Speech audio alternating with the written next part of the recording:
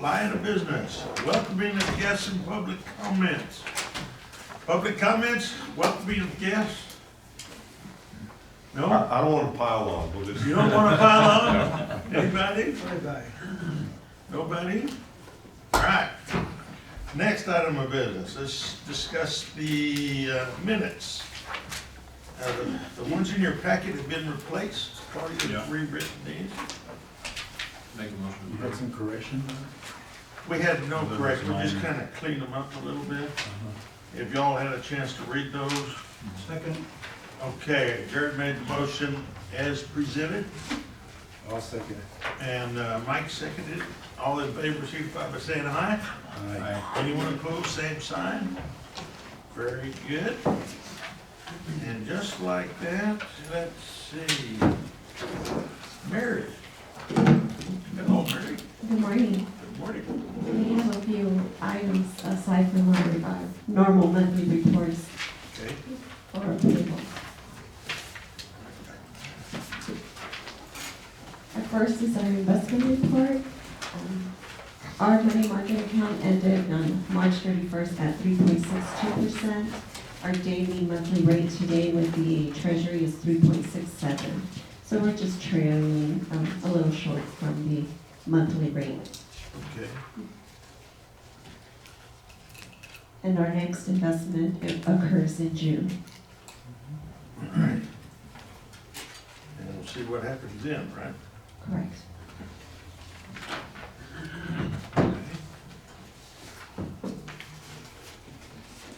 Our following report is our balance sheet report.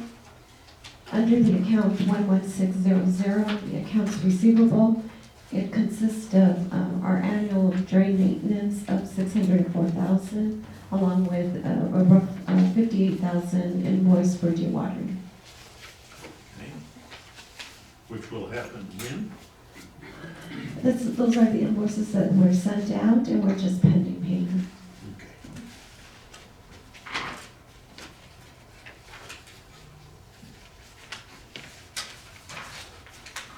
Okay. Anybody? Very good, Mary, go on. Following is our net revenue report. We are 5 months into our budget. At this time, our income, we are at 51%. We are pending our 2001 implement contract, which we are working on. We've been meeting with Apostle Water, and hopefully we can get that situated and get those payments coming in. Okay. And on our expense side, we are at 38%. I will be coming to you within the next following month or two for a budget amendment. We'll go ahead and assess to see where we're at and make any adjustments if needed. Okay. This might be something for Rose too, but are we still getting quite a bit of money in? We have been, with the invoices that were sent, the tax statements that were sent out in March, we have been receiving, we have been collecting. She's also preparing to send out those statements once again in May. Okay. Sometimes they need a couple of products. Yes, they do. Mary, were you just talking about 48202? Are we waiting on something there, or because that one's way over?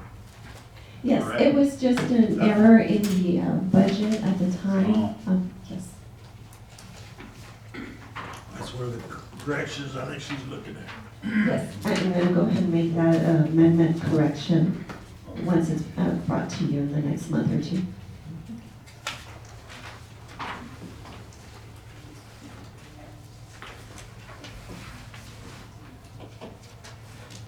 Okay. There aren't any further questions. The following report is our $1,000 check report. Okay.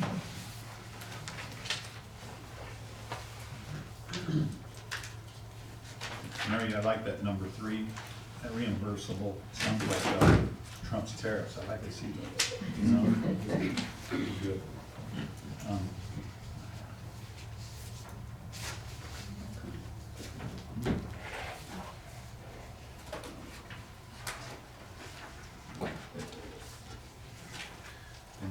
On the reimbursable side, we have our USBR Montoya, Phase 3 lining. So you see those items with GCCC under reimbursable, but the Shot Creek for the islanding is an in-house project, so it's under construction and repair. Pete, Pete, do you like, what do you like better, GCC or Joe for Shot Creek? I like Joe's material better. It was just a lot cleaner and, for some reason it was easier to work. But their scheduling is real bad. Still? Yes. Do But they have, but GCC does pretty good. don't they have a rep or somebody that takes care of you on a one-on-one to make sure that that happen, doesn't happen? They do, both GCC and Joe have a rep that usually shows up at the job site. And, we usually try to go through them, but sometimes I'm having to call the main office to get things done, and even at that, they're very inconsistent. Is there anything we need to do beyond what's going on right now? Other than, I would say, talk to Stanley, I mean, Okay. In other words, wherever we're using, we expect top-notch service, so at the end of the day. wherever right, it and is. maybe by, addressing it when, we're doing the, bid opening, that might help, but, yeah, this is, one of the biggest problems is their scheduling, is the biggest I'd like problem. to get a commitment from the actual, not necessarily the rep, but uppers to be accountable for that, for the And, service. and I did go up to the uppers on, with Joe, and then we were good for about 2 days, and then we'd fall right back to Well, the same thing. let's see what we can do to improve it, I guess. It's work in progress, right? Yes, sir.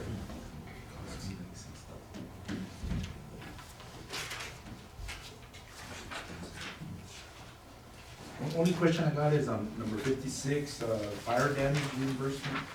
What's that about? We were, burning off of the, We're off of the Sanitral lateral, Uh-huh. so we do have fire permits, so we had permission to burn that day, but after we were finished burning, the winds picked up and there was an amber that got away from us, and it just happened to land on the firewood that he had, and Right it spot. just spread right away. Yeah. So we are starting some new implementations when we burn. Pete suggested if we take the water truck with us, or even a tote with water so we can water down whatever we're burning. Do you get together with the fire department to, We notify them that date prior, before even burning, we have to get permission to burn. yeah, because I used to go get permits, but then all of a sudden, like, they really didn't. So our They safety, take it too serious, I think, yeah, our safety, Carmona gets a permit yearly. yearly. But we have to notify locations where we're gonna be at, and unless we have permission from them, we'll burn. So what burned?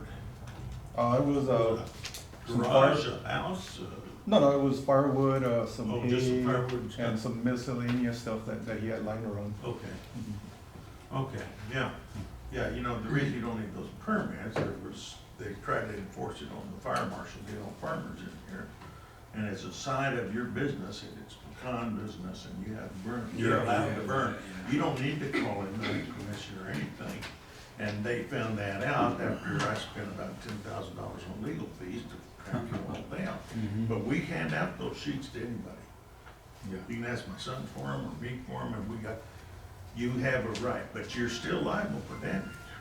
So like if you're a farmer and you're doing something, you burn something because you weren't paying attention, yeah, you're Yeah, still you're liable still for liable, that damage. But you don't have to go through getting remember they wanted you to buy an annual fee of some sort, and then you're supposed to call it. Yeah, they even No. waived the fee there. Their state law supersedes that, it was up in Vassal County, that's why the fire marshal doesn't do that anymore. Now, This we is as a county. water district are gonna be different, I'm sure, so I'm sure you're doing it the right way. Is this county or city? County. County. It's a county, yeah. It's a county. For the city, you gotta. Yeah, for the city, if we were in the city, Yeah. but in the county, they tried to enforce it, even on our farms, and we've been doing that since the 60s. No. That we couldn't do that without a permit, so that's what it was, we had to get a permit every year and call the fire marshal. No, we don't. And, we spend a lot of money and time to prove that, but, you're always liable if he gets away from Yeah. it. So Enrique, that water tank nearby is very smart, smart thing. Who is this Renee Alejo? Is this the owner? He's the owner, Oh, so this is, we just had to take care of the guy. Yes. and the removal of everything that burned. And where was it? Off of 1110 and the Salitral lateral, just right back here. Oh, here. Oh, On like those icons. I hope he's happy. Number 4, the testing and engineering, is it a grant or the testing and material? Or do we typically do testing and material? No, that's from CQT, to test the compressive strength and then the slump with the concrete arrives. So what I do is I pretty much, I surprise them by them showing up to make sure that we're getting what we're paying for. Okay, so it's a random It's random. test of sorts for grant project or not It's a grant grant. project, just That's any correct. project that we're doing? That's correct. Okay. And then on the number 1, the auditor, is that partial payment or is it half payment or what's the grand total? that This is the typically costs final- us for auditing? This was the final payment for our auditing services. I believe the total amount came out to $32,000 for our audit. Is that So 3 times. standard, is that normal? I mean, Yes, that's been the right going rate? Okay. going rate for the last couple of years. It sounds better, it's $14,000. Yes, it Well, and I is. think, yeah. I think might be thinking, and maybe it's time that we think, we ask for bids anyway, right? And we've reviewed these, but, we've been with, didn't you, Brielle, for, Forever? no. No. For 4 years now. 4 years? We switched about 3 or 4 years ago. Okay, I think we're due for another round. Yeah. Every 5 years or something. And their prices, like everything else, just keeps creeping up, you know. And they've done a good job, right? Yes, they Yeah, have. they've done a real good job Okay, with the prices that have gone up. fair enough. I don't have any other. And number 27 and 28, I guess that's for Pete. Is this just a stock up supply or how many mowers do we have?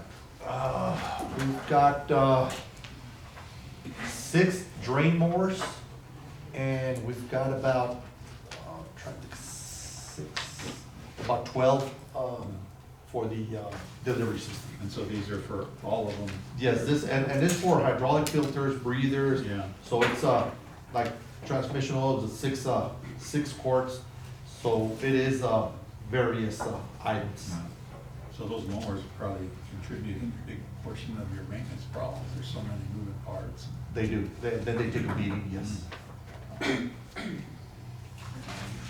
And these lawnmowers won't No, no. Switchblade. That's flat brown. Gentlemen, anything else? Does everybody notice the price increase on fuel on the last page? Oh, boy. It's that Iran thing. Yep. Should have had your big tank. We got our ahead of tanks time in there, place, right, Jay?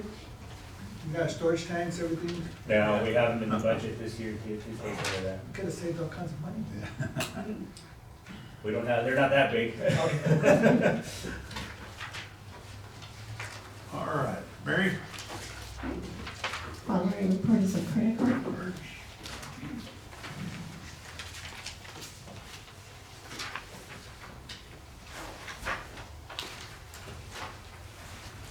Anybody? No, all right. Legal and consulting fee budget. Anybody can prove that?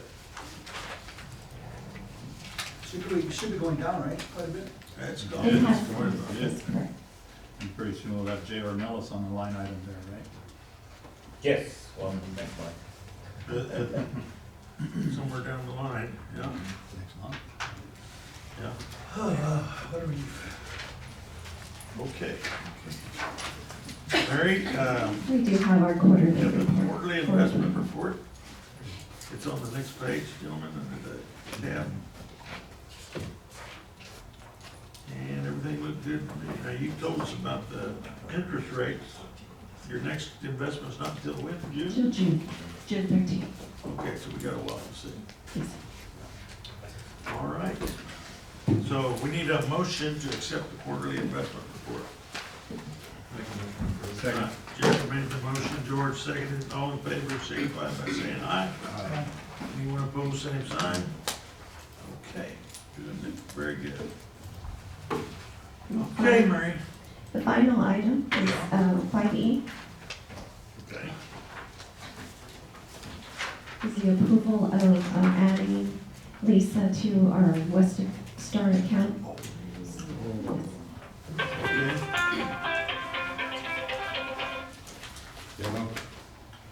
Authorization of signature, yeah. Should be signature? She'll be signed, yes. Yeah, she should be. All right, and you need a motion. Make a motion to approve. Jared made the motion. Okay. Larry seconded, all in favor of adding All right, I'll be right there. Lisa to that. Signify by saying aye. Aye. Aye. Aye. Anyone opposed? Same sign. Got it. Thank you. All right. Almost skipped that. Sorry about that.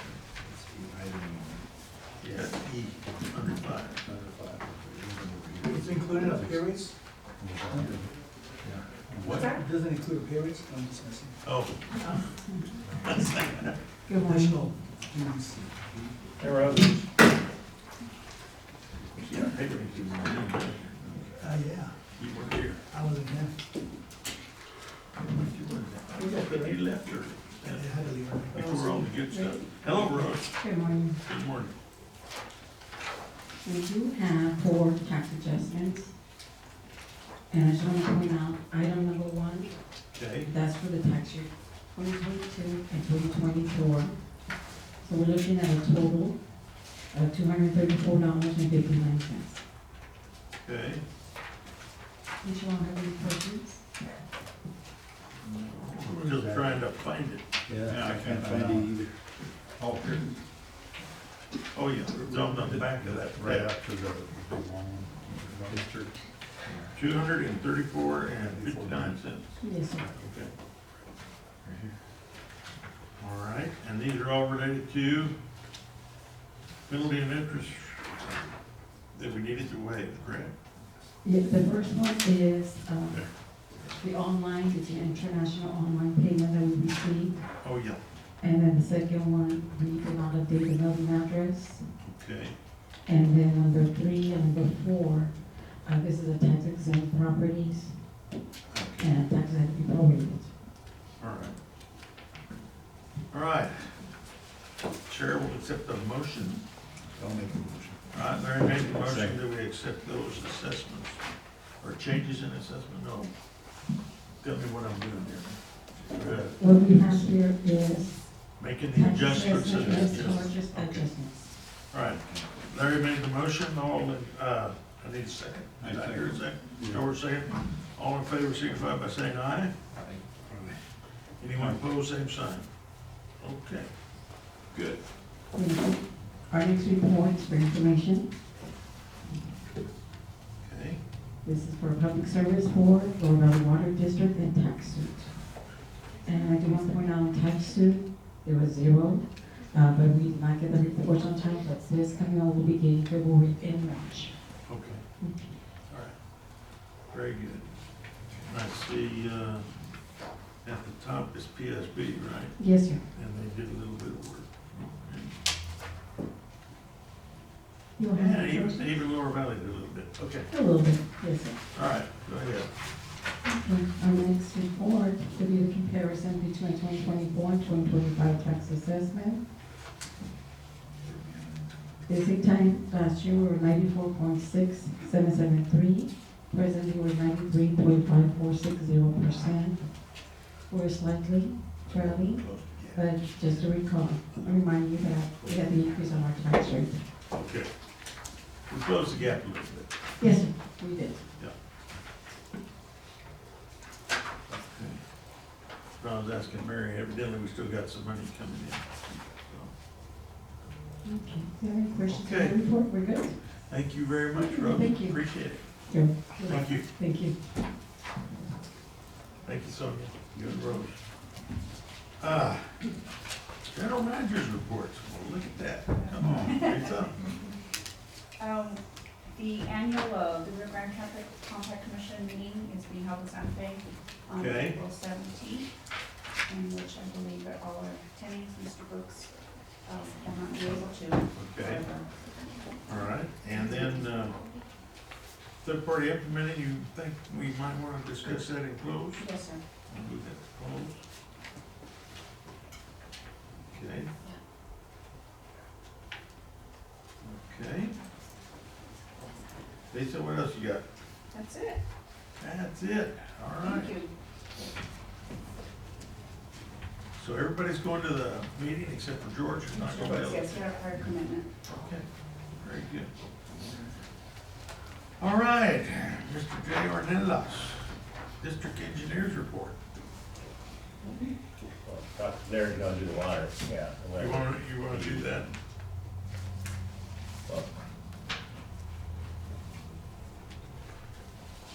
sure. You guys want the bad news this early in the meeting, or you want me to wait? We want Well, good news, Al. Well, So, if you got any good news, start with that. Hello, Renee. I don't, that's what I'm saying, I only have bad news. Let me pull up the display. You gonna tell all our farmers here at 1 o'clock, aren't you? Yeah, this is sort of a run through for the farmers meeting, and then you guys can have me make changes on this, and we'll do it again at 1 o'clock, I believe.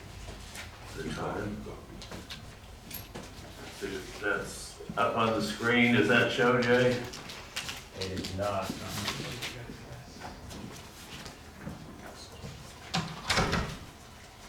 It says it is, it's on the other computer screen, I think. I think Can you see it, Renee? Yeah, it was behind it was up on top, but it was behind y'all. We're good. Yes. There we go.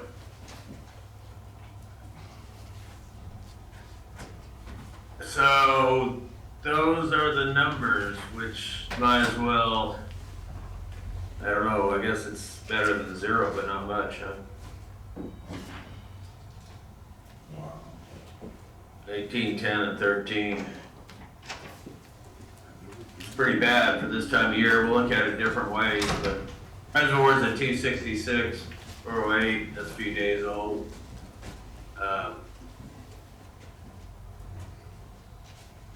Some of those numbers we've been getting from reclamation on, I guess they're having trouble with maybe they're having, I'm not sure, I need to talk to Phil and maybe Larry about it, but it looks like the water level numbers coming out from Elephant Butte have been changing a little bit.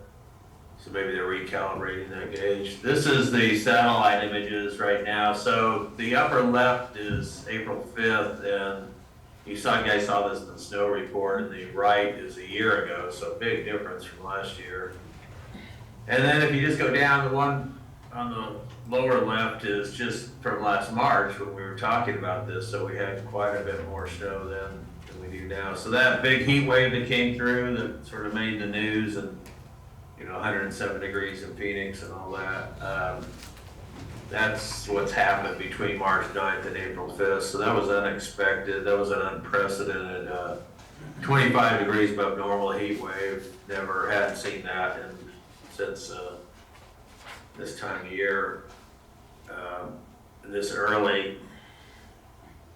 If you look back on a decent year, not a great year, but a decent one, 2024, you can see there's a big difference between when we'd expect some runoff or fairly reasonable runoff, not great runoff, but reasonable. So there's no way this is one of the worst snow pictures we've seen since I've been doing this at this time of year. Wasn't terrible before, but then it went fast. These are the numbers compared to last year. Just, these are the upper Rio Grande where we get quite a bit of road water. And Chama's not any much different than this. This is Wolf Creek. We always look at Wolf Creek. It seems to be the most significant. So over here you see this early snow melt. Had a little bit of recovery on it during that storm of last week. but it's already, Wolf Creek's closed, they closed 3 days ago. Everything, it's every day, I think the high temperature day up there is 50 degrees, so that's pretty high for this time of year. So there's this station's what little snow's left at, it's gonna be gone pretty quick. This is looking at it, I picked out several years to look at bad years. So the very bottom, the lowest it's ever been, and this is from about 40 years worth of 30 years worth of data, was 2002. So that was a really bad year. But even in 2002, I mean, there's none on record. There's zero record for the snow since as long as the snow's been recorded. Really, I'll show you pictures of back to 85 and 86. They recorded it prior to that, but a lot of that's not available digitally right now. It's hand records, but it appears to be for the entire record going back to when they first started recording snow. We've never had this big of a snow melt this early, so that heat wave was very pronounced and atypical. You can see in some of the ones in the last 10 years or so, these 26 is this black line, that's what we're dealing with today, and then there's 2013 and 18 on there. And of course 2002 at the bottom, and 25's on there. But we can see some little snow melts, especially happening more recently around May. I mean, this is a snow melt up here in a record year too, but it's in the May time period. The earliest we had was about 2 weeks. So this one started about 2 weeks prior than ever that we've seen even a small one. So all the indicators are pretty severe. This is 40, 50 years worth of data. Here we are. So we went below, that's where we set a record. We went below the lowest in the near history since 86. Whoa. We came back up above it. I mean, we're considerably not as low as it was this 2002 down here at the bottom. We had a lot of water in the reservoir in 2002, so it didn't affect us, and we got some recovery in the years after that. So obviously there can be worse years, but we don't see years that the snow melt started this early. There's no vector to get out of this. These are vector diagrams where we look at these little dots and try to follow them. Hey, is there a path out of this in the history? Have we gotten to this point and ever recovered from it? As you can see, where we are right now, there's no path to recovery. There's only one example comparable, 2002, and it went flatline and then dead.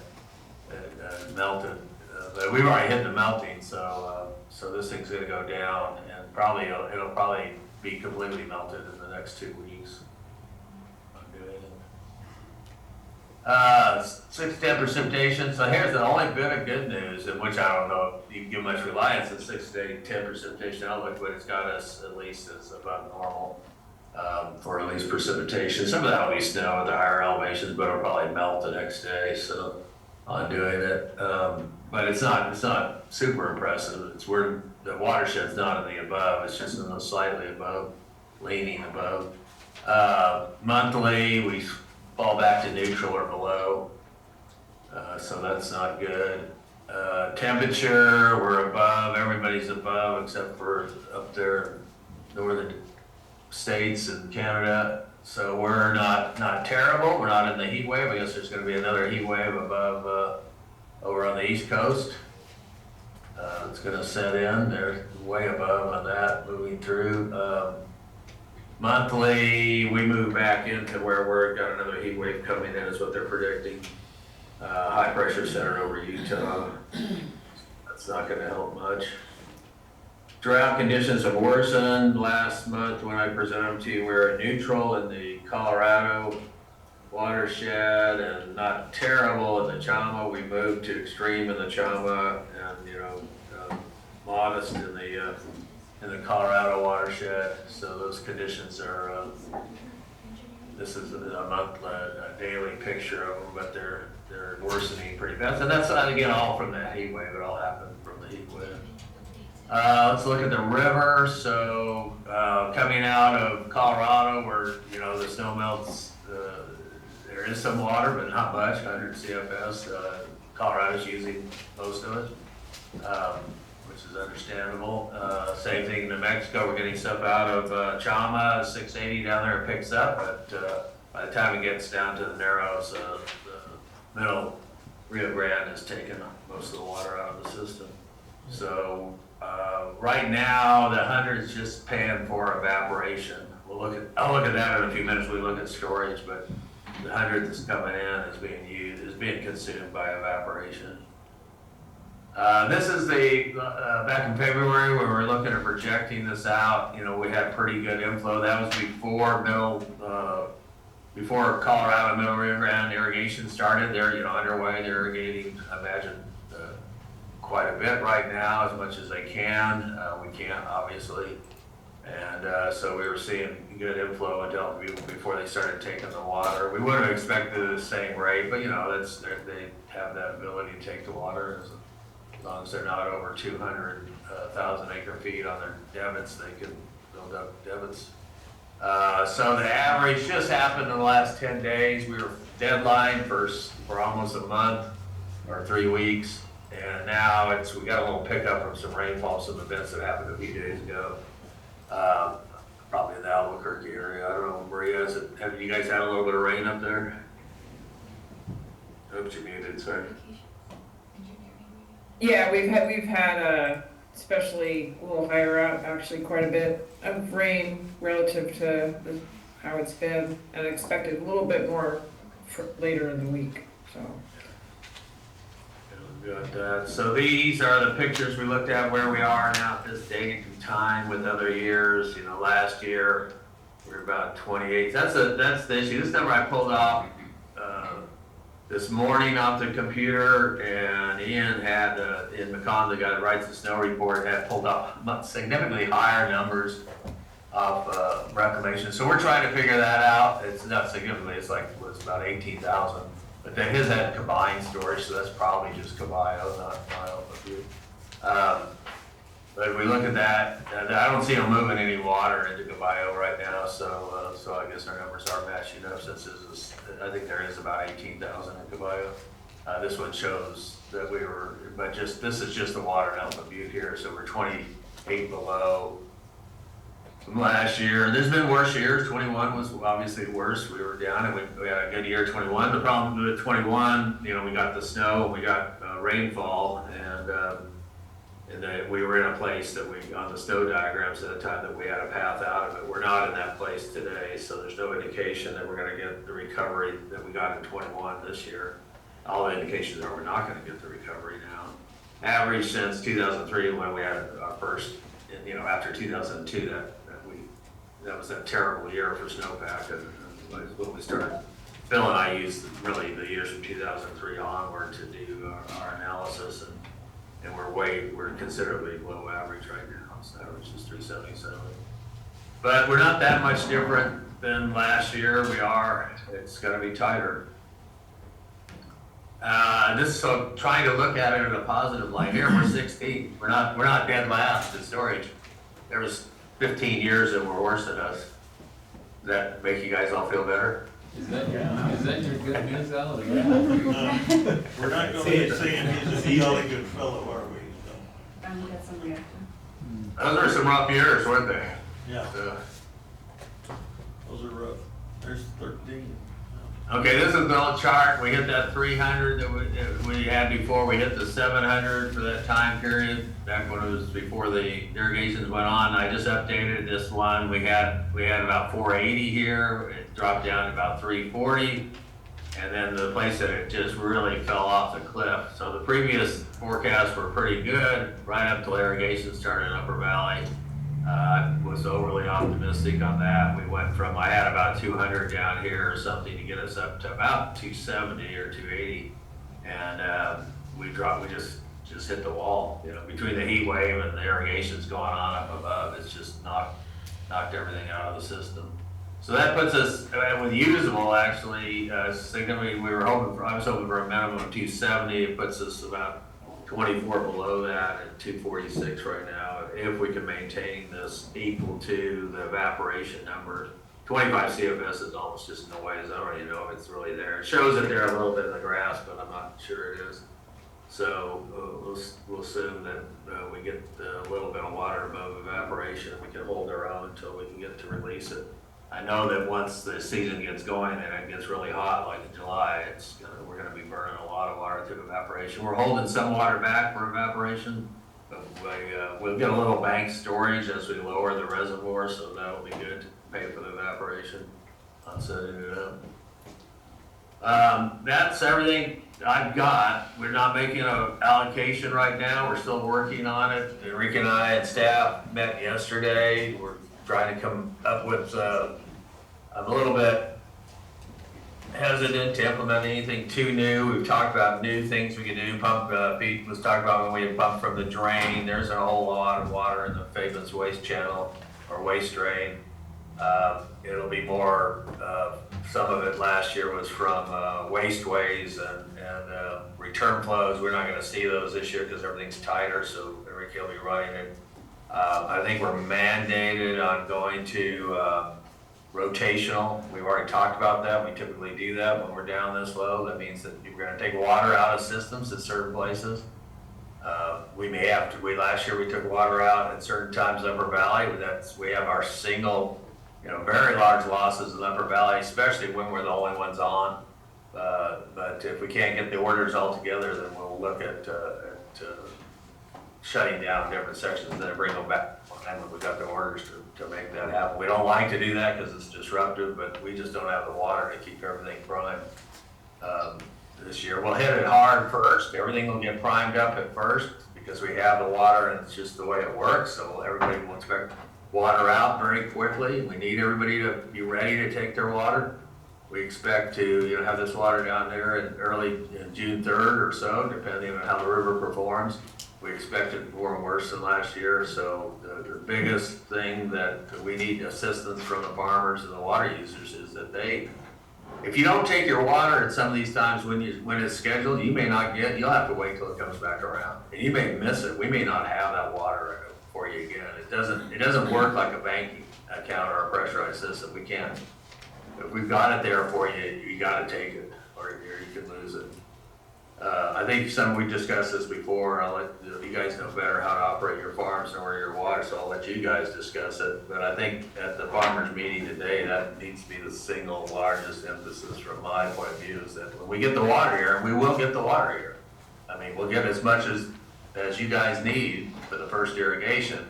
Try and get everybody watered as quickly as possible, but you gotta take it. Either that or it's going to Huntsville. Because this train doesn't stop. And we've got, I think over the years we've proven we can deliver to the headings, whatever water Enrique wants, we can get it there. But we want to make sure that the amount that we put there is the right amount. And probably we need to err on the conservative. In other words, if he thinks we need 600, we need to order 500. And that means some people will just have to wait a little longer, but we'll still get you watered out. That would be the desirable situation where we always had somebody to put the water waiting for the water. Problem we ran into 2 years ago and somewhat last year was that we had what was ordered and then people didn't take it. Hey, Al, EPCWID has their board meeting today too, and I know y'all were always talking to them. Do we have any idea what they're planning? Well, they've got a lot of constraints that we don't have and a lot of other requirements we don't have, but we've been planning since January, really since December, not to release until June. Well, I think the release date, Enrique can talk to that, is May 29th. Yes, May 29th. Yeah, and it takes 4 to 6 days to get the water down here. We're gonna meet, we start operational meetings with EPCWID tomorrow, I believe, at 10 a.m. And we'll have them weekly from now on, and then when we go to the 29th, actually the day the 28th, we start 10 a.m. operational meetings that don't stop 7 days a week until the end of the year. So we know how, over the years we've perfected this to be able to try to do this, get the most with the least amount of water, and we don't want to deviate too much from our previous processes because those were ones that worked. it took us years to perfect those, and so we did look at things like bringing the upper valley on earlier. There's still a possibility of that. We're gonna try to get it on as early as we can, but that requires cooperation at the west side. And historically, we don't divert any water from any of the dams in New Mexico until we get the water down to El Paso, because it takes so much water just to prime the river.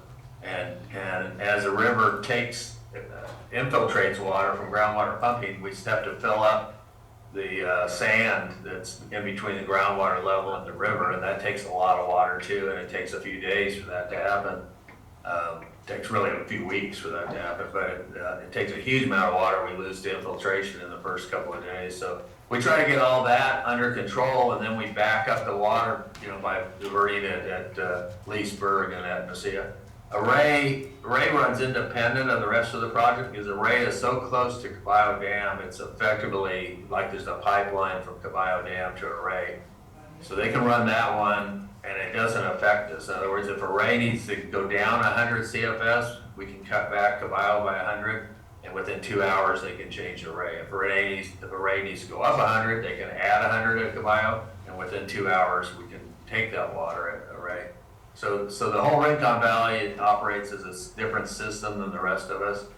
And so, but understanding that we just take that out of the equation, and then we work with Leesburg and Mesilla are our two big regulating points. So that we can't predict the numbers we can actually divert there. Typically, Leesburg, we go on order there, and then we make up for losses or gains at Mesilla because it's a bigger system, and the west side's, I think, the biggest canal in EPID. But we still have an indication they're gonna come on right with us, right? They have to come on, yeah. Okay, well, If they don't, then we don't come on either. I mean, That's if what I you're was saying, are they saying. gonna do something that we can't predict? I don't think so. I think they've always been dependable. yeah. And we planned it since the last year. We knew it was gonna be a short year. It turned out to be shorter than before, so I can't imagine them departing from that. But if they were to come to us with a problem saying, hey, we need to release on the 28th, or we need to release on the 30th, we would work with that. I mean, we'd find out, what their situation is, and just like they would work with us. But, all indications are at 6, 7 a.m. we'll start up at 500 CFS to get people out of the river as soon as the sun comes up on the 29th. And then last year we were able to go to a full flow rate around 8 or 9 a.m. That's a safety concern, so we'll follow those protocols. A couple hours not gonna make any difference really. But we'll go to full, if they take 250 at Array, which I expect they will, or 300, we're gonna go to a release of 27 to 2800, as much water as we can safely release from the dam without causing scour at some of the siphons downstream. That means we're gonna consume half of our water in the first 3 weeks. Yeah. That's how to run it efficiently. You gotta get it here and get the river operational and get it up. And then we'll start managing it towards, on the rotation basis. Okay. All right, Mr. Happy Guy. Yeah, I know, everybody just loves me. Don't shoot the message. I can't figure out how to, Enrique will talk to you more detail about how he's gonna manage the actual deliveries. That's his job. My job is, he tells me how much water to get on American Dam, and that's what my job is, to get him that water there at the time he needs it. So I don't know, we might wanna go straight to Enrique now. Well, I think that's where we're going. All right, Enrique, come on. Come on down. If you put a I smile. set it up for you, Enrique. Yeah. And he's got us all frowning, so see if you can get a little smile on our face here or something. Not sure if I can do any better. But yeah, we spoke yesterday, and we're even contemplating on delivering that first week of when the water gets here, to start off right off the bat, because we might run out of time. Yeah. But we'll still be talking to see if we delay. Usually, we wait a week before we start small tracks. We'll flush the system out, but I believe we won't be able to do that. We're gonna have to flush and irrigate at the same time. So just to conserve as much as we can. Yeah. My guess is you're right, Joe. As far as return flow, we give you some numbers. It was a bit tough since all the acres did accumulate and bunched up in the middle of March, early April. So we were behind a few acres. So this time last year, we irrigated 12,000 acres. And this year, same time, we irrigated 10,864. So What was that amount? 10,864. About 1,000 acres left. 1,000 acres less. So the good part is that we're almost done with cotton. We should be done with cotton ground this week. We are pending about 300 acres. Okay. Yeah. I saw a lot of cotton ground being irrigated right now, and to me, being an old cotton farmer, seems late. Should be running the planters right now. Yes. There's some that are doing the short. You're gonna do short, Some, yeah, yeah. okay. So, and then after that will come nosotros, pecan guys, we'll be looking for more water again. Yes, and we've already started.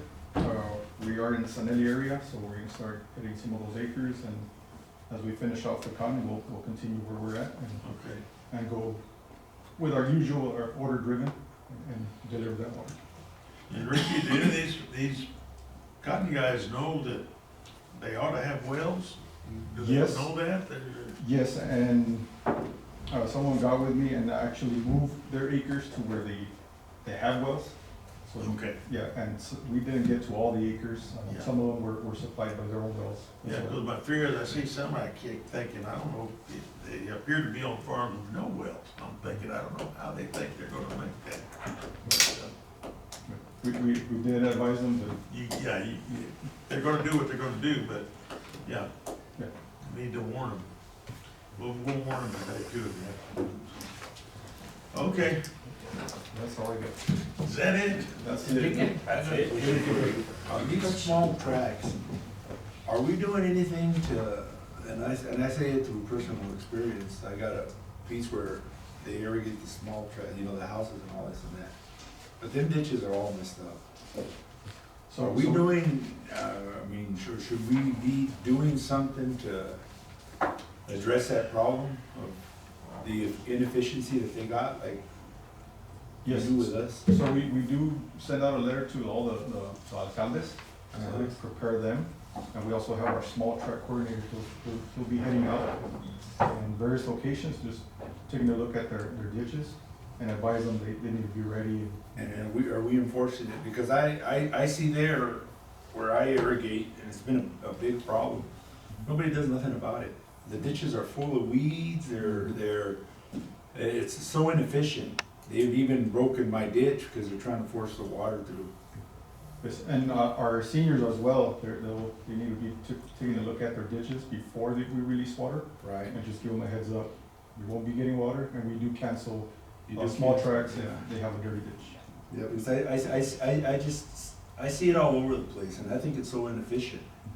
And I think maybe we should try to do something to make them aware of where we are right now, so we can become more efficient on that. Because I think, in my personal view, I think we're using a lot of water to deliver a little bit of water.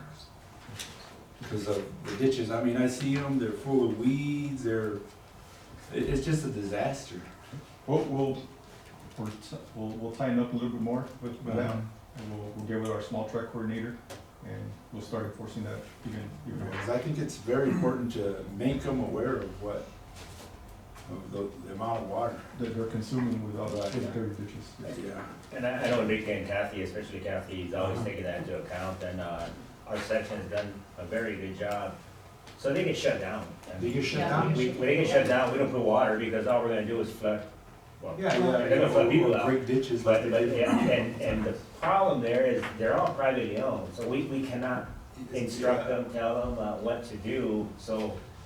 But if you shut down their water and nobody gets it, I mean, I think their eyes are gonna open up. That should motivate them, yeah, and that's typically, that's the only thing the district can do, is they shut the turnout and Yes, they're on and top of that that. has happened But before. that has We shut them Every down. season. Yeah, Oh, I yeah. think we're preaching to the choir to some extent, because me being a small track, and that's why I ran in the first place, because of the inconsistencies, I thought. Once I get in, I realized it wasn't so inconsistent. What I did notice that when Kathy was here, and she ran a pretty tight ship, at least, maybe she was picking on my area, because my area was dead on, and just because I was elected, or I was part of that, I didn't get any special treatment. So, if my ditches were not dead on, and they were clean, they weren't gonna open them. So, my alcalde, we made sure alcalde communicated very well with the ditch rider, wherever your guy is that's handling the discharge. And I do know they'll shut off. Now, if there's inconsistencies in your area, that's a different story. But I know that in the area where Carolina, Hawkins area, all that area, I know that it's pretty dead on. I mean, they don't let, why? Because there's been floods. We've had, what do you call it, gopher problems off the Franklin. So that's we watch it very closely. Now, we just need to make sure that we're consistent throughout the district, across the board. I know my area is being watched, and I know that Captain Witch called me and said, we're gonna shut you down. Yes, and we will, and we do And shut. you have. shut And you get their ditches down. attention. Yes. I mean, I've experienced in my area too. I mean, we've been shut down too, So, so. so from I commend our team, but I'm not saying we're perfect, so if we can look at closer Larry's talking Yeah, about. I'm just seeing, because I see quite a bit of that. I see, I mean, it's just, the time, I think it's very inefficient, a lot of the ones I've seen. Yeah, in my area, they're more concerned to drive around drinking beer. Watering's a fun thing, Pete, it's not your area. But you know what I mean, just seriously, they'll drive around and drink 30-pack, they're watering, and there's 5 acres worth of yards in the whole subdivision, it'll take 3 days, because same thing, they're trying to push a full head through a 12-inch culvert, and all it does is flood both sides, and then it just turns into fights from us, the farmers. They're flooding our field because of their ditches full of leaves and trash and debris. Yes. And there's some, And they don't even offer the beer. there are some small tracks that have associations, and they keep they maintain a Well, tight ship. we have an You have association. association, and that helps. Yeah. Yes. Yeah, alcaldes, and And then once you threaten to shut off, they'll be all of a sudden. yeah, and the alcaldes need to stay on top of it, and, they communicate with the district, I mean, often, especially before water coming. And the situation there where you're at, it is a little different than a good majority of the small tracts, because we start with a farm with you, go through a small tract area, and then there's a farm at the end. So, we can't cut the small tracts off because the farm needs to receive water, so it needs to go through that section. And that's where it kind of differs a little, and, so the farmer needs the water, but it needs to go through that small tract area, and I get the call every year. And, so we can shut down the small tract, but then the farmer's calling for water, and that's where it kind of differentiates from like just shutting off a small tract that's got no Yeah, farm. 'cause I see It's a the- challenge, and I mean, I think, And none of the owners do anything about the ditches?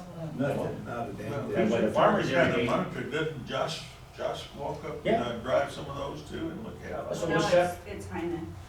I know, we'll shut them down, but in this case, there's a farmer at the end, and Yeah. and when the farmer irrigates, everybody goes, Still steals the water, water, and then they it's- put nasty signs out it's, there. yeah, their signs, and it's a challenge, but the alcaldes, I mean, they need to help out, and I mean, they do a good job, but I mean, some ditches don't have alcaldes, so they don't get any water. so- Well, I know down there off the web, that little subdivision, I don't know what that is, Oh, yeah. Halfway Road. Yeah. Man, they turned a whole day into it. They got everybody out there, Yeah. had a little cookout, clean It's fine. ditches, everybody started There you go. right here and worked their way down, and Yes, and that's, and it's then privately owned. they put a new ditch, Yeah, they did some concrete lining, and it's privately owned, so they need to put forth the effort. And they didn't sure take a lot of But pride in it. there's one subdivision on the west side, they haven't irrigated for 2 years, because a constituent right off the canal won't won't fix a ditch. And they've gone 2 seasons without irrigating, I mean, and there's multiple users downstream. Wow. She doesn't let anyone go into her property. Think she'll sell those water rights? Doesn't let anybody She on doesn't the want property. It is something else, you know, and everybody else downstream, I mean, but that's in between private entities, they need to work it out at this moment with the constable and stuff, so. Yeah. It's, it's a challenge daily. One thing I can say is, if a community ditch is shut down because small tracks do not clean it, and there is farmland that needs to water through there, there's no exceptions, it's closed down for everybody that uses that ditch. Everybody. There's no exceptions. That's- Unfortunately, when the farmer needs the water, he ends up cleaning the ditch, so he receives I was the gonna water. say, I know And how it's, that it's is. unfortunate, but Right. it does happen. I know about that. Then the second thing is, I think that we need to start holding, probably Lower Valley Water District and El Paso Water more accountable to maintain the ditches that they're responsible for, because a lot of complaints do come in the areas that they're responsible for. I know we have one here in Clint, that we've been dealing here for, about 1.5 years now, Morning glory. and, we're still having problems with it. So we're going on almost 4 years on that. And that's a Lower Valley Water District. Yeah, we've met with Lower Valley multiple times, and But it's, he's a one-man team. How does the Lower Valley? Does that come in, that comes in Yeah. off the plant? They, yes. check out. oh, they get And then they out, the, then little they get bitty the dirt water, ditch but and- they're not helping anybody clean ditches. Yes. But look, When they're east over, when the lots are east over. Okay. Yeah, they take the responsibility of cleaning, maintaining Oh, the they section do? of the ditch. One Yes. guy But it's does it. just, yeah, Lower Valley Water District only has 'Cause one guy I've, that yeah, does I've it. had some blowback on that morning glory specifically. Yeah, Yes. Some of the people found my number. I don't do. and, you know, as Lisa mentioned, Lower Valley's got one person, it's a one-man team taking care of all the leases. So, I mean, that's not gonna function, so, I mean, they. Just sub that out or something. Yeah, well, Yeah, El Paso Water exactly. does that. Yeah. So that's water. The bus does what? They sub it out. They sub it out. Subcontractor to clean up dishes where they have leases, but, yeah, I mean, we've met with Lower Valley multiple times on just this one particular lot. Yeah, that'd be an easy solution, it seemed like. But you can go in there with just a little mini excavator, they're all little dirt ditches Just and. berm up, you know, and the ditch is non-existent, it's too low, so the water comes out and floods it, but I mean, yeah, we've met on that, and it's been, yeah, I think going on 3-4 years. So, Hmm. What's gonna be worse this year with the lower water? Everybody's gonna be on edge and stuff. Yeah. Flat jackets, you got your flat jackets? He's had it. Chief. All right, All right. thank you, Enrique, I appreciate thank you, it. Enrique. He wants to be called Chief Watermaster. Chief Watermaster, huh? All right, well, we got another chief coming up right now. And we go to 8D, Real quick, please. Yeah, just to go back on on which one? 8D, talk about the district canal, the laterals, and, maybe Yeah, I'm sorry saying about that, yeah. I wanted to introduce Caleb Singa. He's assisting David outside in the field with the construction projects. Okay, So you'll be seeing him out there helping David okay. on the non-irrigation season. During Caleb? the irrigation season, he's a ditch writer and works with Enrique. He's a swingman. Okay. Caleb? Yes, sir. Caleb. Caleb, okay? Silva. Silva. Silva. Yes, sir. Construction project, which one? All of them. So, yeah, on 8D, it's a third-party construction. Obviously, through Sharon's section and the licensing, we bring the applications to y'all throughout the year. Yep. And with the news that Dr. Blair and Enrique provided, obviously, with the shortened season comes a extra long construction season, as far as, crossing the district's canals and laterals. So normally, the non-irrigation season is November 1st to February 15th, and with the season we've been having, for a few months, so it benefits construction and get these applications and these licenses out. So this year, last year we shut down August 13th, and so a lot of the folks jumped on. We have the applications Joe approved, and we start with Sharon, the licensing, and David. He takes care of all the third-party construction. This last season, we had 40 projects that we took care of, construction projects that gas lines, sewer lines, water lines, We had one full bridge on Concepcion, across the Franklin by the zoo, and multiple box culverts that come from the development, the new subdivisions, where the new streets are coming in. So David, we started back in the end of August, and he was taking care of projects from Tornillo to Carotillo. And so as you can see, the necessity for the help. And Caleb, we set up interviews and posted it internally, because it's a seasonal thing due to the, obviously when the water comes, it slows down, although we still need a person out there monitoring and taking care of this rate. But, so we interviewed, and Caleb came in and stepped right in, hit the ground running, picked it up, his reports, and it's been great. I mean, amazing. He seems to be enjoying it quite a bit, learning a lot, but it was good for the district because he knew all the facilities and where they were, and he's picked up the construction very well. So it's been good. Relieved David from having to run from one side to the other. So, but so we've got essentially about 8-10 projects left that we're wrapping up. Obviously, the non-irrigation, the official is November 1st through February 15th. That would we kick everybody out the 15th. We would bring Pete in, and if our canals weren't intact, and that would give us 2 weeks to get the canals back in order to receive water on the normal irrigation season, the first week of March. Since we've been delayed, so we've extended it. We'll extend it through February, through March 15th for a month, contingent on the reservoir. And so we extended it to April 15th. So these will be wrapping up in the next week, so we can go in and make sure the system's intact to receive water for all the projects that y'all licensed here, approved, and then so we can get ready. But it's been a very active construction season for third party. And I was talking to David and Caleb this morning and Sharon, and it's been, I mean, all of them were a success and didn't have to get upset. I mean, normally, these contractors, so after many years of, I guess, working with these guys, they know the expectations when they're crossing the district right away. So it's been, it was a good season, very busy, and we've got plenty of applications. So as soon as we shut down here this year, we'll start. Caleb will transition to operations and deliver water, and David will be out there monitoring the facilities, and then we'll jump back at it in August. At the end, when it's all We'll going. get back at it. That's so good. Got a little more time to do all those things. Of course, that means we have a little less. It's unfortunate, it's some benefit and some unfortunate, so, but, we'd rather have the 8 months of water and make it easy for them. One day I was talking to he's like, have we started in March when you've been on board? And we have not yet, but, the day will come. Yeah. At least we're saying a lot of prayers. All right, that's all I got, All right. Have any questions? Welcome aboard.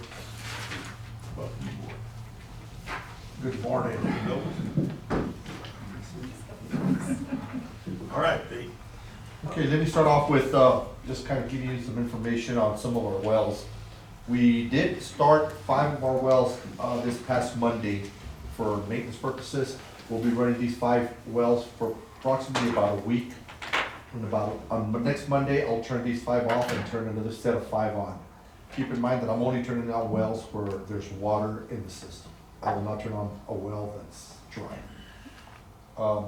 We've already come across one well that we need to do some work on, but right now we've got a total of 5 running. We are removing the well on the Socorro number 1. This well stopped producing, I believe it was about 2 years ago. So we're removing all the hardware right now. We'll be pulling out the pump hopefully today to see what condition that pump is in. We are gonna go ahead and abandon this pump, being that it wasn't a very good producer to begin with. And so we replaced it with one of the new wells that we drilled here this past winter. After that, we're gonna go ahead and start working on one of the new wells on the island feeder and installing all the hardware on that to get it started and get it developed. Hopefully within the next, I'm gonna say week or 2, you should see this well running. This is just right upstream from the head into the island main. And we'll develop that one, and we'll start on the second new well once we get water in the riverside, being that, there's no water in the riverside at this time. Quality? Fairly same, 2,000? Well, we still don't know, because we haven't started them yet, we still haven't developed, they've been drilled, but we haven't gone in there to actually get them started and developed. We're just now doing the island feeder, on getting the pump in and the column pipe and everything else. Okay. Then we start off with a couple of, couple of pictures, there's a couple, there's two. A couple of pictures of some of the work that's being done in the welding shop. This is one of our excavators. We did complete the last one, the last pictures I showed you. Now we brought in another excavator and we're doing the, basically the same thing. We're gonna redo the bucket, do the bone on the bucket, and do some filling in on the boom itself. And you can see the picture there on the left-hand side, the difference of the old one versus the new one that Jake built for us. What are those gussets for? They are for the boom of one of the long reach excavators. Huh.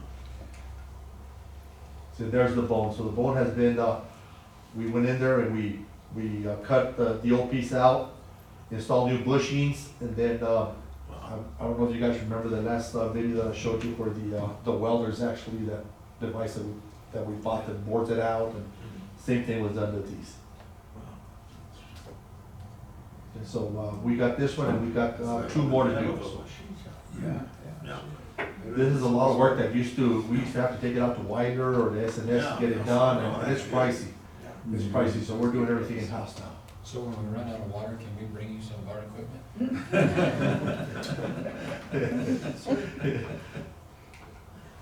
You'll have to talk to the board about that.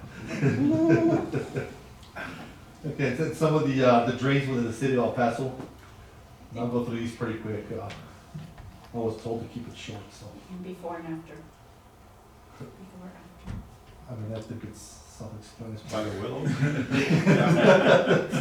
That was by the Willows? Yes, yes. Actually, that's the Montoya drain right by Montoya Drive, where that's that little, our craft is right there on the back, right in the back. That's the milk plant over there, right? Yes. The what plant? Milk. The milk. Who's milk? The milk processors, the big one, not AMPI, it's something like that. Oh, it's not an Ampy? Is Ampy still in existence? I guess it is, American milk. Yeah. This is They down got a different name. by the, where the New Mexico and the Montoya meet. Right there, right by Riverbend. And then this is the Mesa drain right downstream from Yarborough. This is where we installed a new wasteway to help eliminate some of the sand that was being accumulated inside the pipe that's buried about 700 feet, I believe this. So it has worked, Is that the one that goes to Walmart or whatever? yes, sir. Yes, sir. So we're going out here and kind of repairing the left bank because the water comes out so fast and starts eating that left bank. So we're doing some repairs on the left bank, go back and do some rip wrap in there and keep it from deteriorating anymore.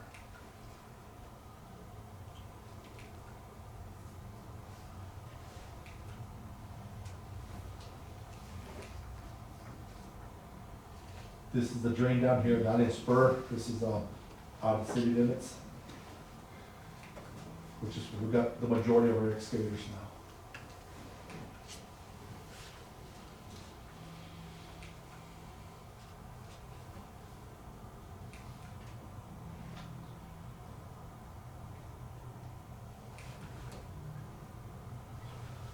This is the Playa Lateral on the south side of the border highway. This is just downstream from Yarborough, right behind the Desert Rock.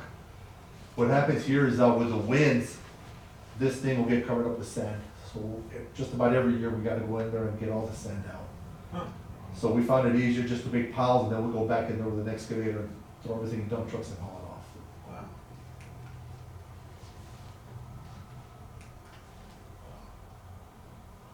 This is the T-131 and you just see how, just a snake. Yeah, right there. Right. Vince or where is it? Yeah. think it's right before you are, isn't it? Yeah, that's right Mhm. before, yeah. Right.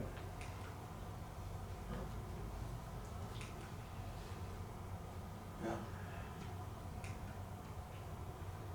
And then this is the ending of the Montoya A. This job has been completed. This is just the last part that we did after our board meeting the last time we met.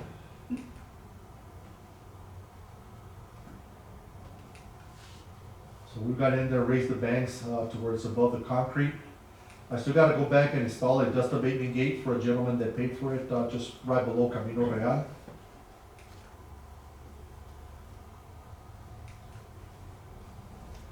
It's pretty dang good, Pete. Yeah, And then, of course, this is the island main. nice roads, dude. Finally, we can travel on it, right, Pete? Right. God dang that. Yeah, there's still a little bit of sand that we're removing, that's what you see here, where we kind of dug out the section that we did, shotcrete, but we went ahead and dug out the whole island main, so here we're taking the sand from the top of the bank just to make it drivable. And those are the banks, in the island main. I showed you a picture of this turnout here last month, this is the one that, a vehicle ran into right behind, the park there in the Cantillo de Eagles Park. Eagles Park.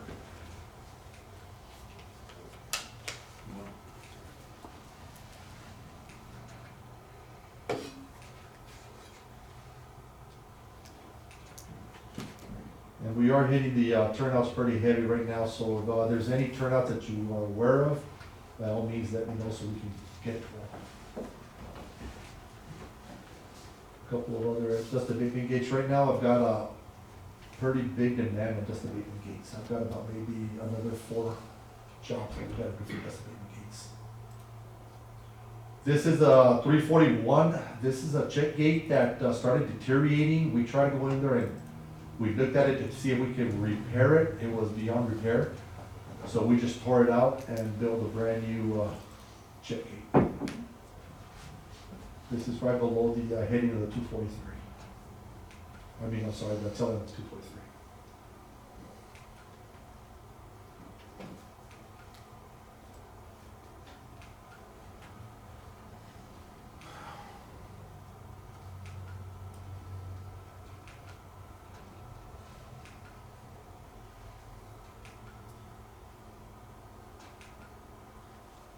Looks like you've done that before, Pete.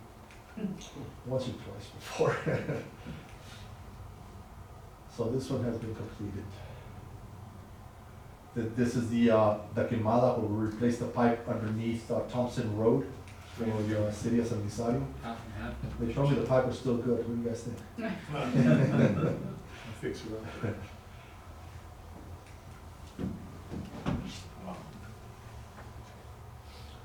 This whole section was too sacked. And the road has been opened back up.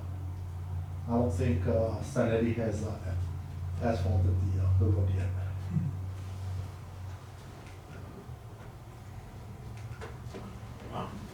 And next month, you'll see a couple of pictures on, we started a project here on the Irwin, right off of Robert's backyard. We have a section of canal there that, it's about 70 feet of canal, that we have no banks. And here in the past couple of years, we have some saturation and some gopher holes that have ran into a home that's right on the left bank. Unfortunately, there's no way we can work on it other than working off the street, and we're having to go across to get it. So as we speak, we are putting that section underground. It'll be about 60 feet of canal that will be buried. And again, there's no way to get into it other than with pushing on more. I can't even get along there. Okay. Any questions for me? No, good. Oh, one more thing, I was hoping to have some pictures for you guys up, but just for information only. Over at the Rios yard, we are running into a little situation where we are getting pretty much run out by the semis.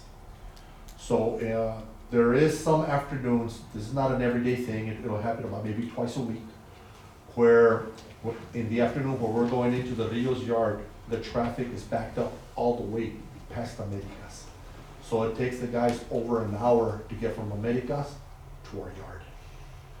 Because these trucks are coming in, making that right to the inspection station, so they're, and they're blocking both entrances. So, What's the solution? move out of there. Where is that at? This is right on Pan American and Joe Battle. And the worst case is only gonna get worse because El Paso Water is developing all the property around that area. They're gonna be building warehouses in that whole Wait a area. minute, El Paso Water is gonna be building. Warehouses to rent out. Yes. Oh, Yeah, they've been doing that for a while. really? Yes. So it's just gonna become a bigger cluster.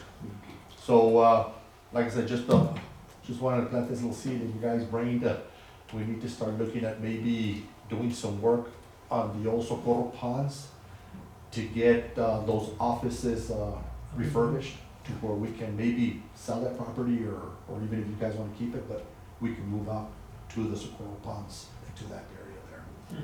Where's that at, Pete? Joe Bell and what? This is on Joe Battle and Pan American. Yeah, It was packed this morning, coming through already with trucks. Was it packed already? Oh, yeah. It's gonna be worse. Why can't we come in from the south, Wind Road right now is closed. Wind Road is closed right now, but even at that, the trucks are backed up and they won't let you in.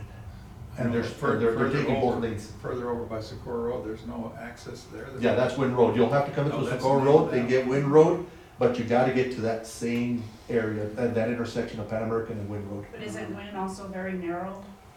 Well, and right now, Wind has been closed already, I'm gonna say for probably pretty close to a year already. So right now, what I'm doing with my guys, I'm having them bring them all the way down to the Socorro Ponds, So, yeah. jump on the canal, and then go back to the Rios yard. That's the one. It's a waste of time. Yeah. But it is a waste of time, and like I said, it's just an accident waiting to happen, because it's just so bad. These guys are very aggressive on these. On the trucks. Now, these are trucks going in or coming out? You're going into the inspection station. Are you suggesting we start developing the ponds? Yeah, we're thinking Showing about, your yes, things you want? seeing how we could do to develop the offices in the ponds. I mean, we do have some buildings there That's a that good might be idea. able to be, remodeled, and we could use them to where it'll minimize the cost. But I think it's something that we need to start looking into before. Was there any money left over when we injected some money into the ponds? I'm not sure. Do we know? because Jay- We injected some money into the ponds, cleaning it up, doing moving some dirt and so forth. Oh, yeah, they got You your know, flock like- debris. Yeah. Do we have any money left over? Like, I think we set aside, what, just under $1 million? I don't remember the, 600? I think it was mainly We're still for cleaning. work. Yeah, it was Yeah, we just got the ponds and we. dirt just- moving work, yeah. Mary's we're having our budget meetings on our updated budget, so we'll look in there, you know, to see if there's any savings we can do, and if we can re-budget for the move. That'd be great, to help, asking you shall receive, Pete, so maybe there is money. Building. And if not, we'll just something to keep in mind Yeah. for the future. Yeah. It's not gonna get any easier, not. No, it's gonna get a lot It's gonna worse. get worse. Well, It's it's, gonna get worse. the thing to worry about there is not even the getting in and out, it's who's gonna get run over, because they don't care. They don't care, they don't care. Wow. Thanks, Pete, appreciate Thank you. that. Thanks, Thank you, Pete. Wow, okay, well, we're gonna keep an eye on that one. Does anybody have any good news today? I don't know, I hope somebody here. Anybody have any good news Does today? anybody have anything to say? Okay, as far as allocation, we're gonna bypass that this week, isn't that right, Al? We're not gonna do any allocating of water. No, no, Okay. I mean, I agree. All right, Sharon. So we have 3 subdivisions, but A and B are, both, with the same legal description. Application 3727 is by Carlos D. Bombach for Crossline Unit 2 subdivision. And, application 3728 is also by Carlos D. Bombach for Crossline Unit 3 subdivision. both here in Clint. They have the same legal, They have the same and the legal same description, picture. yes. I saw And that, your aerial is in the board packet. okay? But it's obviously, it's separated, right? Yeah, they're gonna separate them. Okay, but for this, And it's for homes, they're gonna be building homes. okay. It's an eddy or? No, No, it's right here over in here in Clint. Clint, Yeah, here in Clint, off of North. on the way Loop, between the and North Loop, Right. going to the North Loop. Right behind the icon. Yeah. Can you approve on both of them at the same time? Yes, the or- licensing has reviewed both applications and approve. recommended Second. for approval. All right, Mike, made the motion that we approve that, Jared seconded, all in favor, signify by saying aye. Aye. Anyone opposed, same sign. Okay, very good, Sharon, next. Application 3731 is by El Paso Ardent LLC, and it's for the Ardent Estate subdivision. This subdivision is in the Upper Valley, and, would you like to see it? I would like to see that one, because I don't know what this is. 4.3 acres, not many of them left.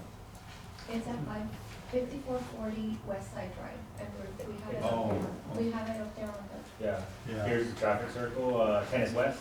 yep, Uh, yeah, I think I Just know, right it's here. right on the left up there, oh, Yes. right there. Yes. Oh, that's it. right where our drain comes in. Yeah, it's right upstream from Tennis West. Tennis West is down here. Is Traffic that the circle. Stevens lateral? coming? Yes, this is Stevens lateral, exactly. This is And Stevens so lateral. it's right here. where? Shoot. It's right before the Stevens lateral finishes into the west drain. Here's upper, west West side. Side Road. Huh. There was a house there before. yeah.